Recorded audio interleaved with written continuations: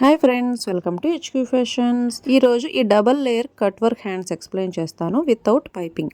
అంటే పైపింగ్ వేసుకోవడం చాలా మందికి రాదు. సో అలాంటి వాళ్ళు ఈ హ్యాండ్స్ ఎలా స్టిచ్ చేసుకోవచ్చో చెప్తాను. అలాగే చాలా మంది సబ్స్క్రైబ్ చేసుకోకుండా చూస్తున్నారు. ప్లీజ్ మీరు సబ్స్క్రైబ్ చేసుకొని చూడండి. అలాగే వీడియో నచ్చితే లైక్ చేయండి. ఈ double layer cut work hands మోడల్కి 2 కలర్ కాంబినేషన్ కరెక్ట్గా ఉండాలి. నేను డ్రెస్ మెటీరియల్లో ఉండే కాంట్రాస్ట్ కలర్లో పట్టు క్లాత్ని తీసుకున్నాను. సో నాకైతే క్లాత్ తక్కువగా ఉంది కాబట్టి జాయింట్స్ పడ్డాయి.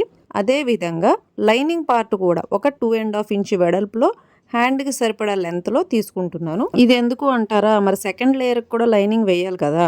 సో ఆ సెకండ్ లేయర్ లైనింగ్ పార్ట్ కోసం ఈ 2.5 inch lining part and first layer మనం ముందుగా కటింగ్ చేసిన డ్రెస్ మెటీరియల్లో హ్యాండ్స్ పార్ట్. అండ్ ఇప్పుడు క్యాన్వాస్ తీసుకోవాలి, అంటే paper canvas are paper freezing.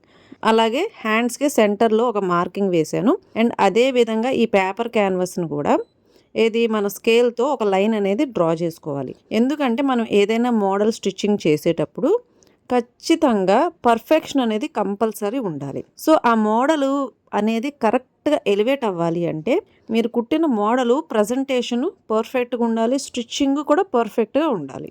So చూడండి ఎంత పర్ఫెక్ట్గా వచ్చినాయో రౌండ్స్. సో ఇలాగ ఈ రౌండ్స్ అన్నీ కూడా కటింగ్ చేసేసేయండి. అండ్ ఇప్పుడు మనం ఈ తీసుకున్నాం కదా హ్యాండ్స్ లైనింగ్ పార్ట్, ఈ లైనింగ్ పార్ట్ని ఇలాగా ఉల్టాగా ఈ ఉల్టా షేప్లో పెట్టుకొని ఇది దీనికి ఇది దీనికి ఇలాగా రెండు కూడా ఐరన్ చేసి స్టిచ్చింగ్ చేసేసేయండి. ఓకేనా. అండ్ ఇలా స్టిచ్చింగ్ చేసేటప్పుడు కంపల్సరీ లైన్ బార్డర్ లైన్ కరెక్ట్గా పెట్టాలి, వంకర టెంకరగా పెట్టకూడదు. అండ్ ఇప్పుడు చూడండి ఐరన్ చేశాను, అంటుకుపోయిందా. సో ఇదే విధంగా ఈ 2 హ్యాండ్స్ కూడా ఇలాగే ఐరన్ చేసుకొని పర్ఫెక్ట్గా పెట్టుకోవాలి. చూడండి 2 హ్యాండ్స్ కూడా ఐరన్ అయిపోయిందా. అండ్ ఇప్పుడు మళ్ళీ ఎలాగైతే తీసామో అలాగే ఫోల్డింగ్ పెట్టేసేసి నేను చూపిస్తున్న విధంగా ఉల్టాగా ఇలా పెట్టేసుకోండి. ఇవ్వండి. ఇప్పుడు దీన్ని స్టిచ్చింగ్ వేసేయాలి.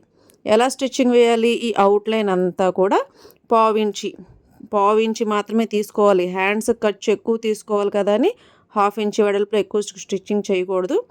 అదేవిధంగా పావించి కంటే తక్కువ కూడా స్టిచ్చింగ్ వేసుకోవచ్చు. అండ్ ఇప్పుడు ఈ లేయర్ ఉంది కదా, ఈ సెకండ్ లేయరు, అండ్ దీనికి కూడా ఇలాగే ఈ సెంటర్ మార్కింగ్ వేసుకున్నాను. అండ్ అలాగే మనం తీసుకున్న ఈ క్యాన్వాస్ ఉంది కదా, ఇది కూడా సేమ్ అంతే తీసుకున్నాను. ముందు ఎంత కటింగ్ చేసాం సేమ్ అలాగే తీసుకున్నాను. అండ్ ఇది కూడా 2 ఫోల్డింగ్స్ వేసి సెంటర్ చూసుకొని ఫస్ట్ అయితే లైన్ డ్రా చేసుకోవాలి.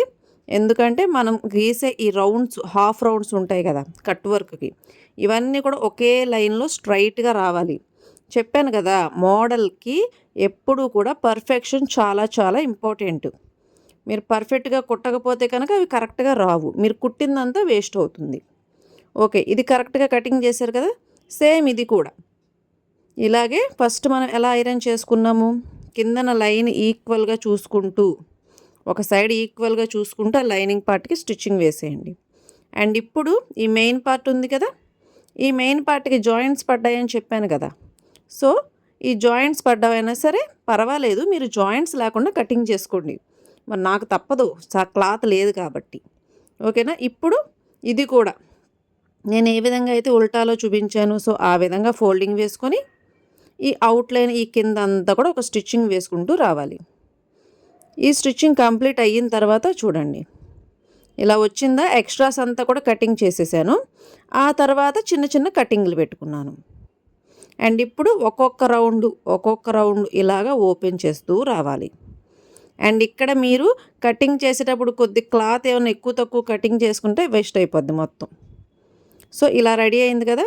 ఇప్పుడు సేమ్ ఈ సెకండ్ది అలాగే ఈ హ్యాండ్స్ చూడండి, ఇది ఇవన్నీ కూడా ఇలాగే స్టిచ్చింగ్ వేసేసుకోండి. ఇలాగ ఉల్టా చేసుకోవాలి. ఇది కూడా చూడండి ఇలా స్టిచ్చింగ్ వేసాను. హ్యాండ్ కూడా ఒక్కొక్క రౌండ్ ఇలాగ తిప్పేసుకోవాలి. అండ్ ఇలా తిప్పుకునేటప్పుడు రౌండ్ మొత్తం ఓపెన్ అయ్యేలా చూసుకోవాలి. అండ్ ఆ తర్వాత వీటిని ఐరన్ చేసామే అనుకోండి, ఇలా నీట్గా వచ్చేస్తాయి. అండ్ ఇప్పుడు ఈ హ్యాండ్ కూడా ఇలా చక్కగా నీట్గా ఐరన్ చేసేసుకోండి. ఇక్కడ వరకు అందరూ బాగానే కుడతారు.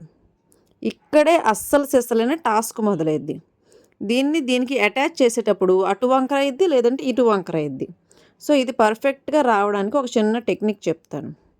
ఫస్ట్ ఇది పర్ఫెక్ట్గా పెట్టుకోండి ఇక్కడ నుంచి అక్కడ వరకు. ఆ తర్వాత సెంటర్లో ఒక పిన్ పెట్టుకోండి.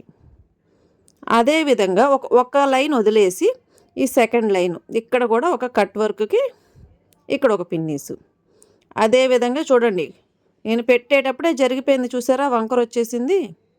సో ఇదే విధంగా ఇటువైపు కూడా ఇక్కడ పిన్స్ పెట్టుకోండి ఇలాగా. అండ్ ఈ పిన్ పెట్టుకున్న తర్వాత ఇప్పుడు అవుట్లైన్ మొత్తం కూడా స్టిచ్చింగ్ వేయండి. ఇక్కడ ఈ స్టిచ్చింగ్ నేను ఎలా వేసానంటే చివరికి వేయకుండా పావించి క్లాత్ వదిలేసి వేసాను. సో అప్పుడేమవుతుంది, ఇలాగ కొద్దిగా లెగిసినట్టుగా వచ్చింది కట్ వర్క్ అంతా కూడా. అలాగే ఇంకొక టెక్నిక్ చెప్తాను చూడండి. ఈ కట్ వర్క్ ఈ కార్నర్ పాయింట్స్ ఉన్నాయి కదా, ఈ పైన ఉన్న ఈ హ్యాండ్ కార్నర్కి ఈ కిందనున్న ఈ కార్నర్కి మెజర్ చేసుకుంటూ రావాలి. అంటే ఈ కార్నర్ 1.5 1.5 1.5 ఇలాగా కొలత పెట్టుకుంటూ కుట్టుకుంటూ వచ్చారనుకోండి, సో ఇది పర్ఫెక్ట్గా వస్తుంది. ఈ 2 టెక్నిక్స్లో మీకు ఏ టెక్నిక్ నచ్చిందో కామెంట్ చేయండి. అదేవిధంగా ఈ డ్రెస్కి లేటెస్ట్ కాలర్ నెక్ మోడల్ని స్టిచ్చింగ్ చేశాను. ఈ మోడల్కి సెట్ అవుతుందని ఈ హ్యాండ్స్ని స్టిచ్చింగ్ చేశాను. సో ఎలా ఉంది, ఈ కాలర్ నెక్కి ఈ హ్యాండ్స్ అనేవి సెట్ అయ్యాయా కామెంట్ చేయండి. అండ్ అలాగే ఈ మోడల్ మీకు ఏ టెక్నిక్తో కుట్టారో కూడా కామెంట్ చేయండి. అండ్ ఈ కాలర్ నెక్ మోడల్ నచ్చితే కూడా కామెంట్ చేయండి. అండ్ ఈ వీడియోని డిస్క్రిప్షన్లో పెట్టాను, వెళ్ళి చూసేసేయండి.